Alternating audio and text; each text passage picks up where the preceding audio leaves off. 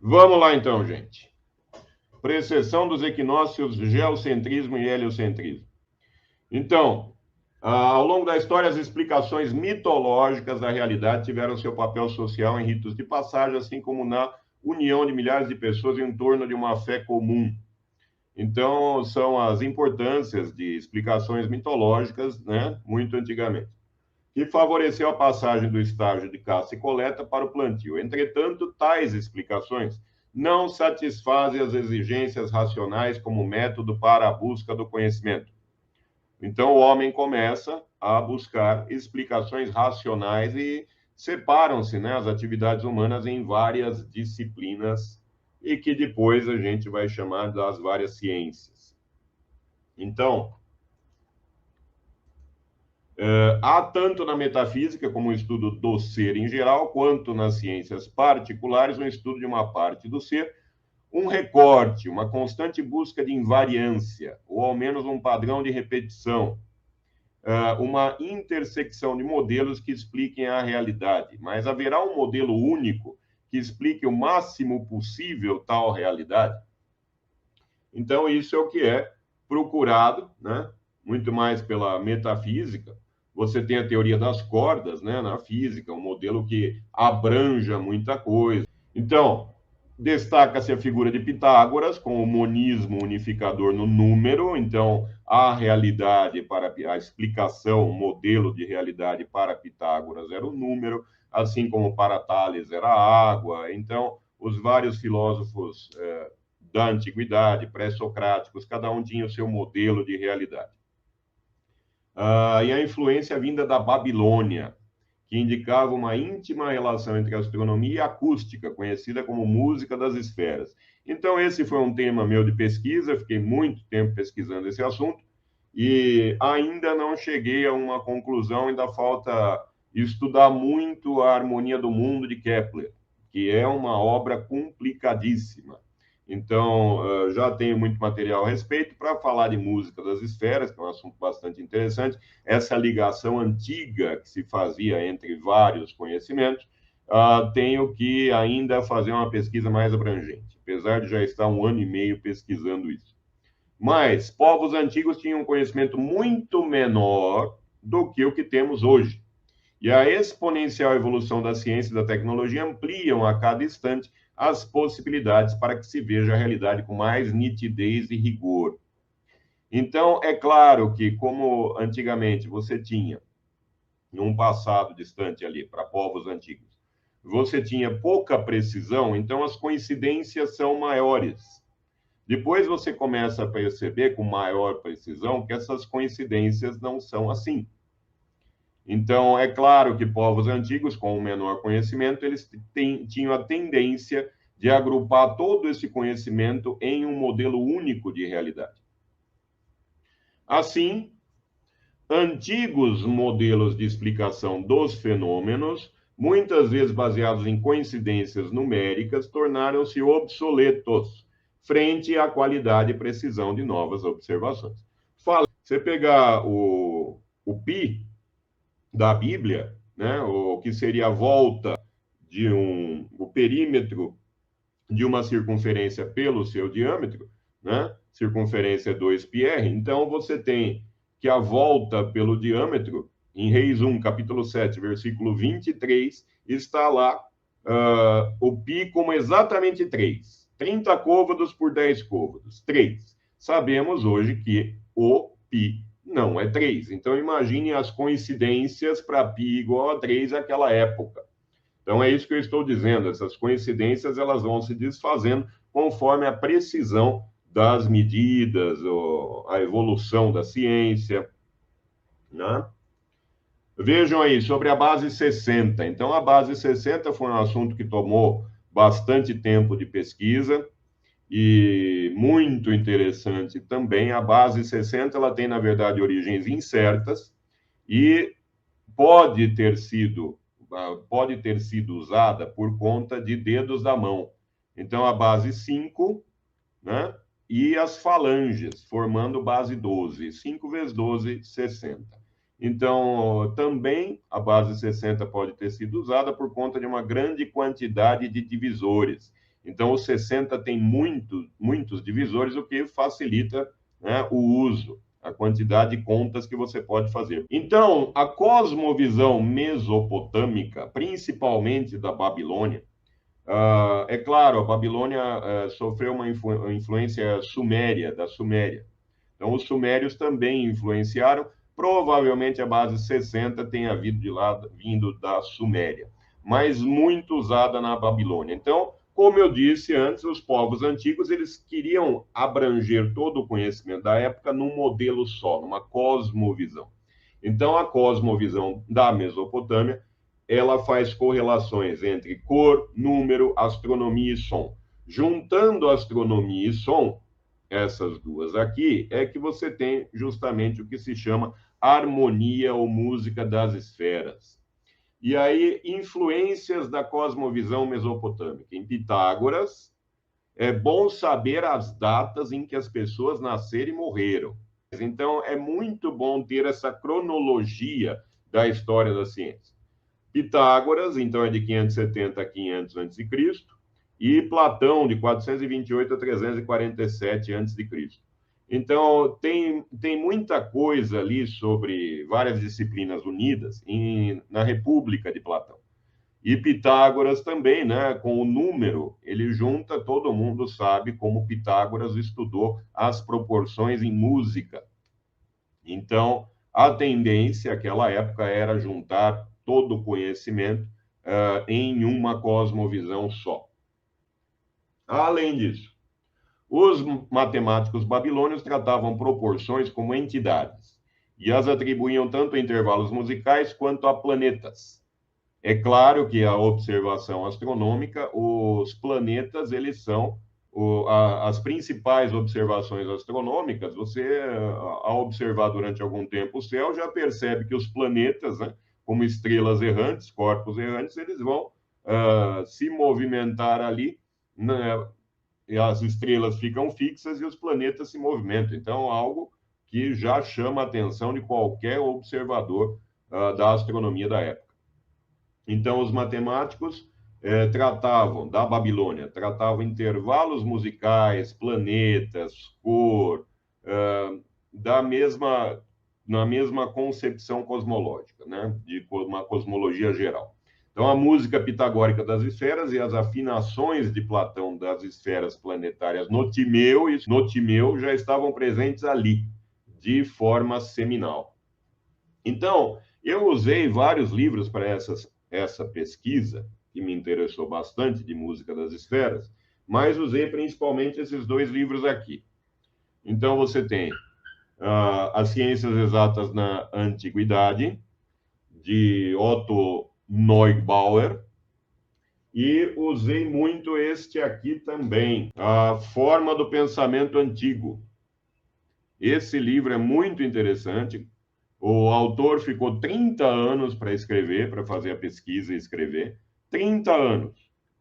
E mesmo assim, eu tenho uma série de críticas a fazer a ele. Existem muitas incorreções ali. Provavelmente não vai haver outra edição, porque ele já faleceu, o autor, né? Edições há, mas não corrigida pelo próprio autor. Então, aqui esse livro que eu usei, A Forma do Pensamento Antigo, que fala muito das ciências antigas e da astronomia, principalmente, e de filosofia, comparando a filosofia indiana com a pré-socrática. Então, a forma do pensamento antigo ela é circular. Há uma influência dos filósofos indianos nos pré-socráticos e depois volta. Platão e Aristóteles influenciam os filósofos indianos. É claro que toda essa pesquisa ela tem que ser mais aprofundada, por mim, não pelo autor, como eu já disse, já faleceu. Mas eu tenho várias críticas a esse livro, apesar de ser um livro excelente, 30 anos de pesquisa. Então, McKeever é esse aqui. Quando eu falar de McKeever, é esse, é o autor desse livro, Thomas McKeever. Então, através de descobertas de milhares de tabuletas de argila, tornaram-se cada vez mais evidentes os desenvolvimentos da matemática e da astronomia na Babilônia. Por exemplo, acho que é uma curiosidade, algo que o pessoal não sabe, o Teorema de Pitágoras já era conhecido há mais de 1000 anos antes do nascimento de Pitágoras. Antes do nascimento de Pitágoras. Então, nas figuras seguintes, vamos ver a tabuleta Babilônia, Plimpton 322, foi encontrada ali no século XVIII, aliás, ela foi escrita, né? É uma escrita cuneiforme, século XVIII a.C., o que é uma tábua trigonométrica sexagesimal, na base 60, contendo triplas pitagóricas e os números de 1 a 59 em escrita cuneiforme. Então, está aí a tabuleta Plimpton 322. Na figura aqui ao lado, você tem a sequência dos números, de 1 a 59, eles usavam a base 60, e aqui, à esquerda, a própria tabuleta, em escrita cuneiforme. Então, são triplas pitagóricas que há aqui.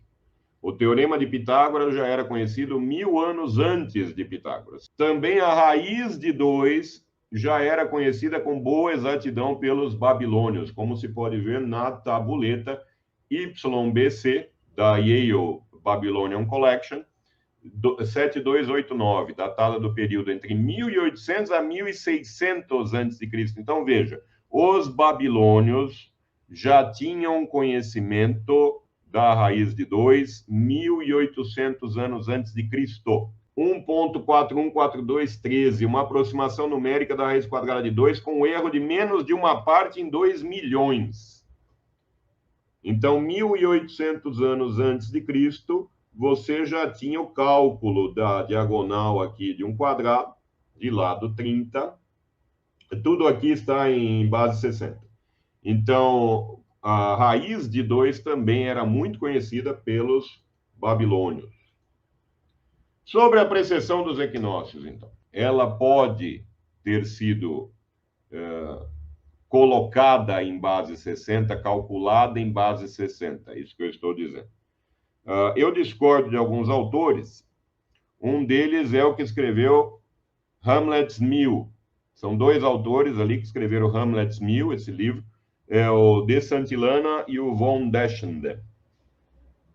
Dois autores, de Santillana e von Deschenden, escreveram Hamlet's Mill, dizendo que a grande parte das mitologias do mundo estariam baseadas na precessão dos equinócios. Não, eu li o Hamlet's Mill, discordo de muita coisa ali, os autores eles fazem conclusões precipitadas ali a esse respeito, então não dá para dizer que aquelas mitologias específicas do mundo, e eles pegam o mundo todo, eles generalizam bastante, então não dá para dizer isso, que mitologias do mundo foram baseadas no movimento da precessão dos equinócios, né?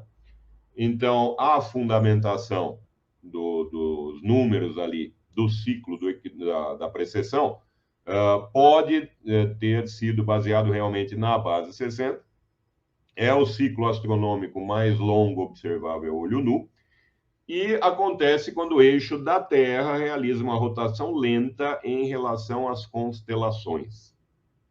Então, nas figuras seguintes, vemos partes de um ciclo de precessão. A atual estrela do Polo Norte Celeste é a Polaris.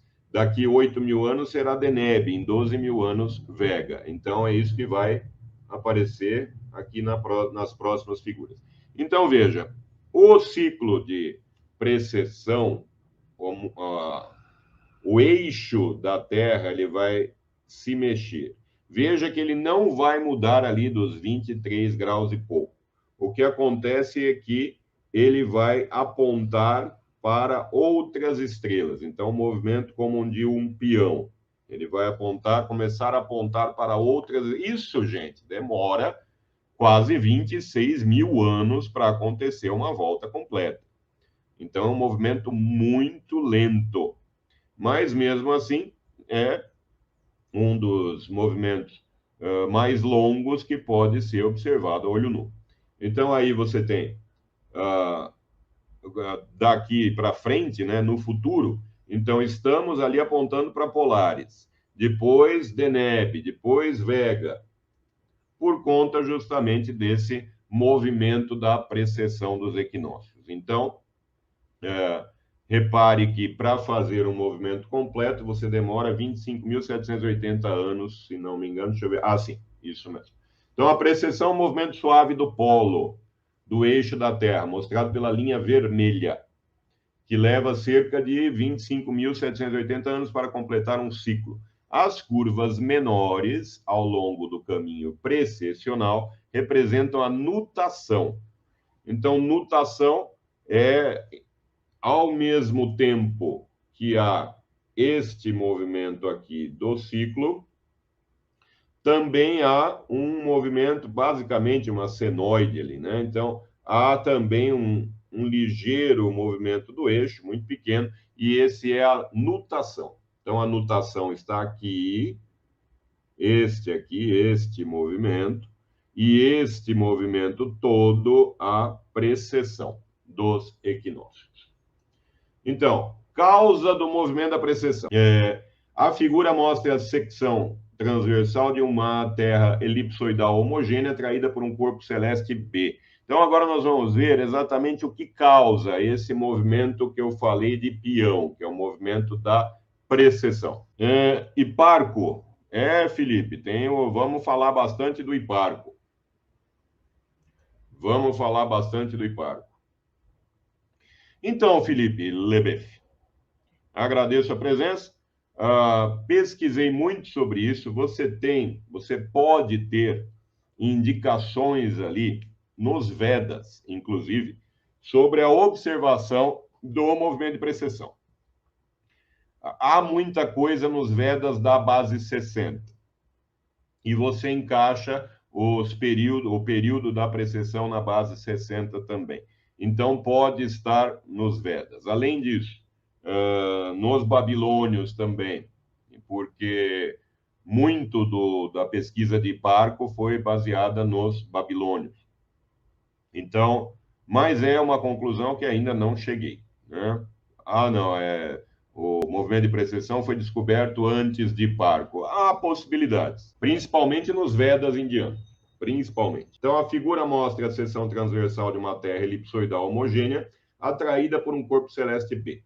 Forças gravitacionais devidas a B atuando em elementos de massa iguais, localizados simetricamente sobre a linha que passa pelo centro O na direção de B, são de magnitudes iguais e produzem torques iguais, enquanto em direções opostas eles se cancelam. Torque, grosso modo, torque seria a capacidade de você rotacionar alguma coisa, né? Grosso modo. Você tem ali um produto vetorial, tem uma série de coisas que eu não vou entrar em detalhes. Mas, pela figura, vai dar para perceber bem por que acontece a precessão. Então, veja aí. Você tem essa região, E1, essa região, E2. A Terra não é uma esfera perfeita, é claro.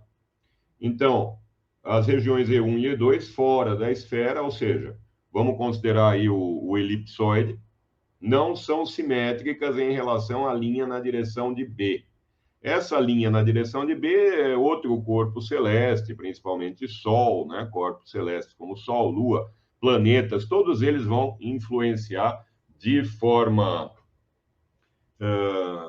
com forças gravitacionais sobre a Terra, é claro. Então, você tem que existem torques resultantes nessas regiões, por exemplo, em A linha, então um torque aqui e um torque aqui, por conta da força gravitacional, que não se cancelam.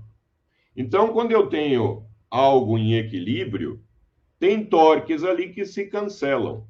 No caso, quando um torque é maior do que o outro, você tem ali que eles não se cancelam, ou seja, você vai ter uma rotação, você terá um movimento, né? Então, veja que a região E2, essa aqui embaixo, à direita, ela está mais próxima do corpo B que a região E1. Então, o torque em E2 é mais forte que o torque em E1, porque essa região está mais próxima. Logo, por conta dessas diferenças, é que você vai ter esse essa precessão dos equinócios. Uma diferença de torques, então, causada por diferentes volumes que estão na direção do corpo mais atrativo, Sol, por exemplo. Mas a precessão é causada por Sol, Lua, outros planetas, enfim, há todo um envolvimento de forças gravitacionais ali.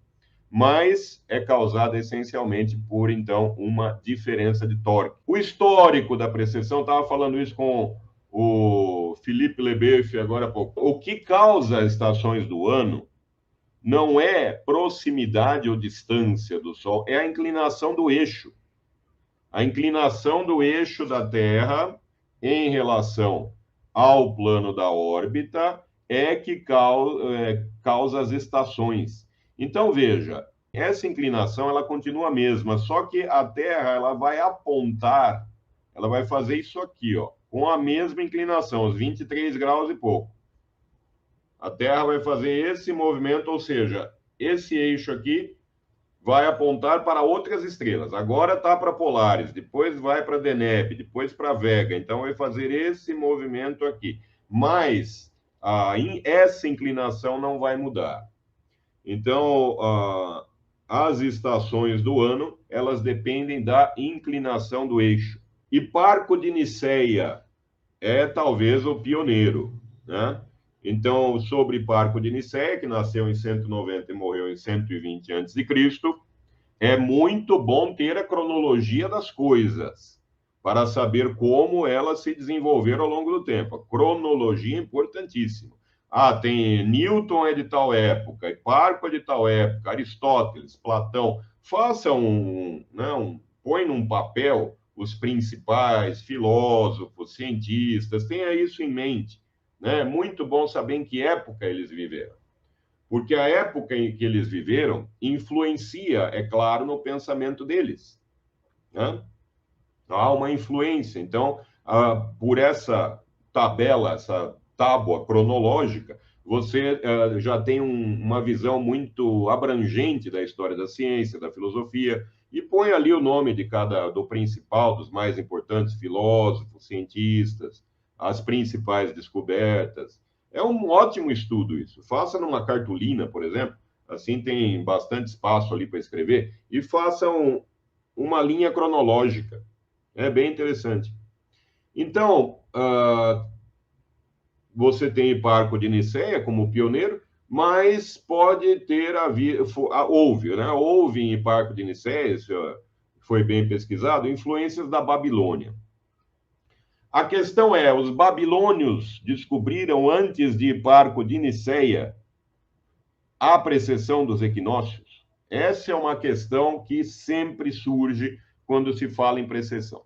Então, como já disse, você pode ter a base, aliás, você tem, né, a base 60 nos Vedas, os yugas, né, as eras védicas são de base 60, e a influência da Babilônia em Hiparco. Como foi? Como aconteceu? É o que nós vamos ver na sequência.